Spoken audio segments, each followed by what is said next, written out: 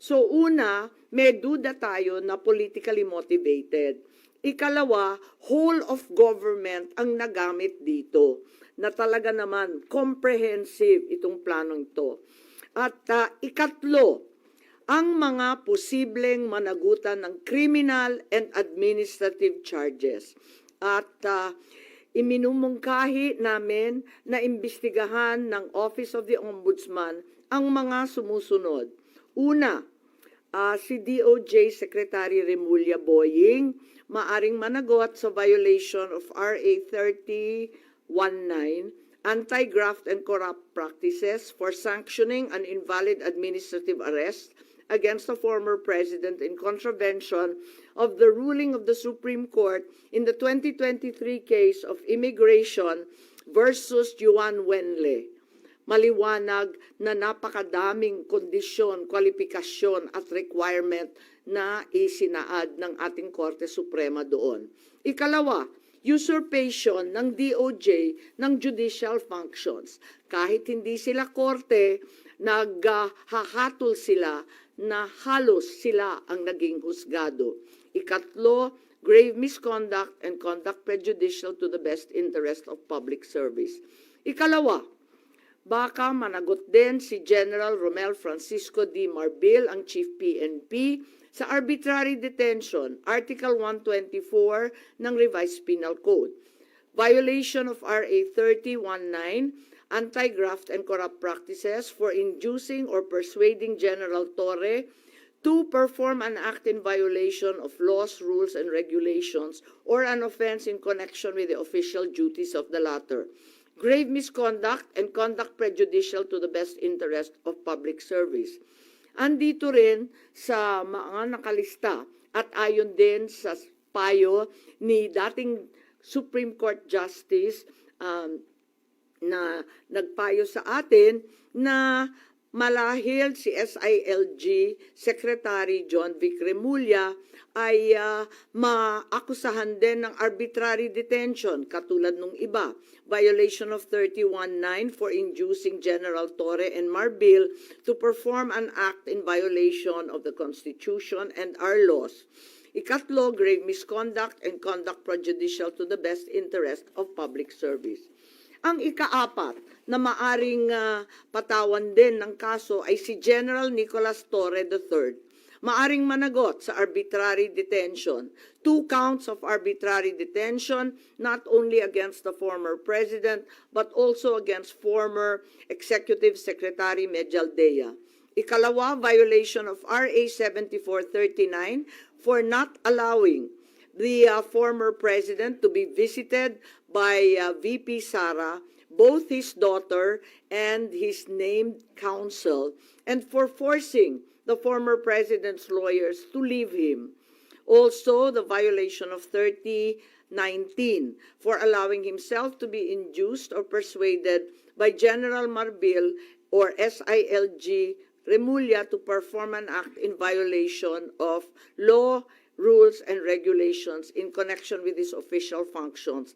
Grave misconduct and conduct prejudicial to the best interest of public service ay maaari ring ipataw laban kay General Torre.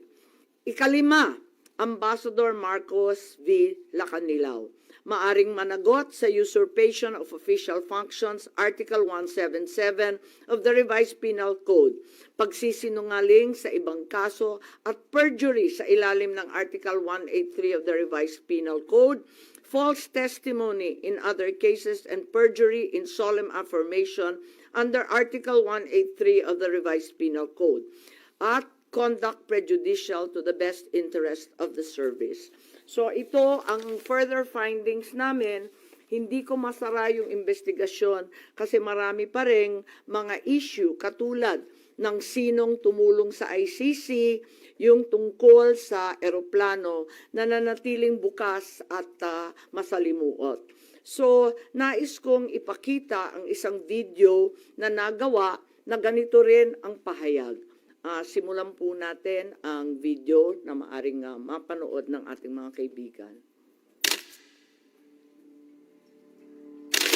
Enero 28, 2024, sa first Maisog Rally sa Davao, nagliyab ang balita at social media. Matapang, walang preno. Mr. President, baka susunod ka sa dinaanan ng tatay mo.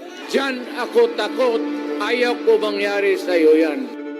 Nagbato ng maaanghang na salita si dating Pangulong Rodrigo Duterte laban kay Pangulong Marcos tungkol sa di umano'y paggamit ng droga at ang kontrobersyal na People's Initiative.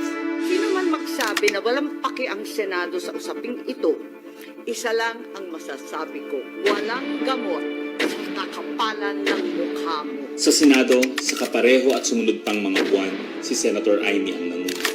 Pakialam sa PR, wala kayong pakialam sa PR, wala kayong pakialam sa PR. Siya ang unang nagtawag ng pansin. Siya ang unang nagtanong, para kanino ba talaga ang PI na yan? Marso 2024, sa kabila ng bangayan sa harap ng sambayanan, narinig natin si Pangulong Marcos.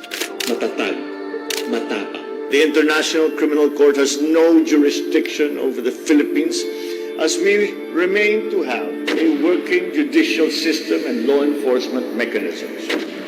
Walang jurisdiksyon ang ICC sa Pilipinas. Sa sabon, nagpagpag siya ng balahibo. Ang hindi natin alam, paghupa ng alikabok ay nagsimula ng ilatag ang plano para muling sumagi sa ICC.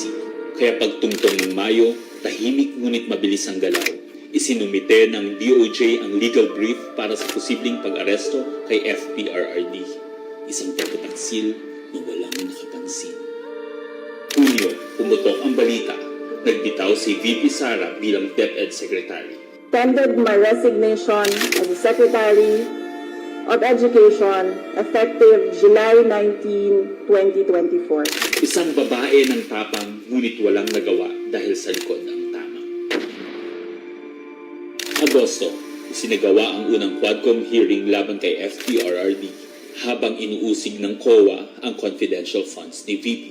Ang hindi natin alam, sa gitna ng lahat ng ito, itinalaga na ni PBBM si Marcos Lacanilao bilang Special Envoy ng Transnational Crimes na siyang magsusuko kay FPRRD. At maluwag na rin pinapasok ng bansa ang mga tiga-ICC noong Oktubre. Walang bahid ng pagtutol, walang balak na ipagtanggol ang kapwa Pilipino. Nobyembre, nag-iba na ang ihip ng hangin. Matatag, matapang, walang bahid ng pag-aalinlangan. Narinig muli natin si Pangulong Marcos, ngunit iba na ang sinabi. If yun ang gugustuhin ni PRRD, hindi naman kami haharang dun sa mga ICC. Para tabunan ang galawan, pinaingay ang impeachment complaints laban kay VP Sara. The Office of the Secretary General will transmit the two impeachment complaints filed against Vice President Sara Duterte. Kahit pa nagkaroon ng INC rally noong Disyembre, naidiin pa rin ang impeachment sa Kongreso. Planado na rin ang pagpirma ng questionableng 2025 budget kahit bat-bat ng anomalya. Enero 25, 2025, sinimulan na ang Oplan Tugis o Operation Pursuit, ang lihim na operasyon para hulihin si Duterte. Pagsampa ng Pebrero, nag-apply ng arrest warrant ang ICC prosecutor. Isang tahimik na pag-uusig habang tayo'y pinaiikot ng mga rally at press release. Marso, muling nilinlang ang bayan.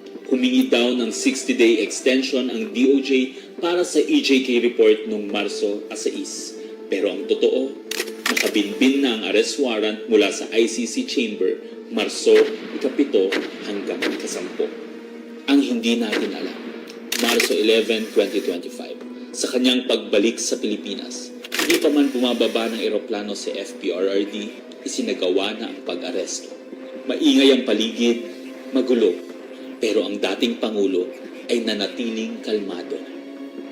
Isinakay siya papuntang The Hague alas 11 ng gabi. Kasama sa eroplano si Marcos Lacanilao, ang nagkanulo, ang nagsuko. Pero kanino ang sisi? Sa mga utusan o sa nag-utos? Managot ang dapat managot, nakalatag na. It's a request to the Philippine government from Interpol enforce the arrest warrant. And we have commitments to them. Ayaw nila ipagpatuloy ang pag-iimbestiga. Maliwanag na maliwanag, na ang buong administrasyon na ito mula sa pinakataas hanggang sa galamay nagplano. Ikaw ho ba nagplano ng lahat ng ito? Hindi naman. It was a group effort. Secretary Chudoro was there, Secretary Anyo was there too, and the President and I. Nagsakatuparan.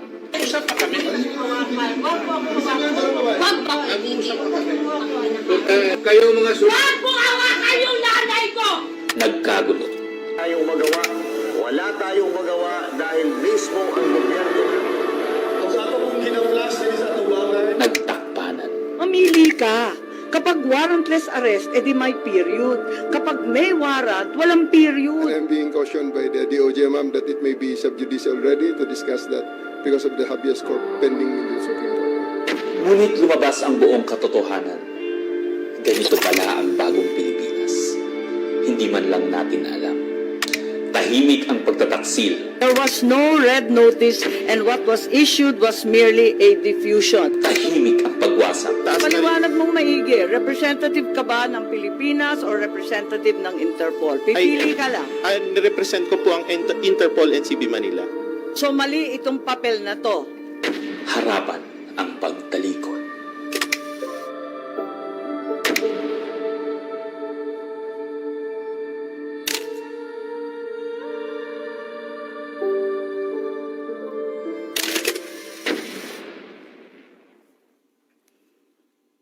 Okay, so that's where we are so far.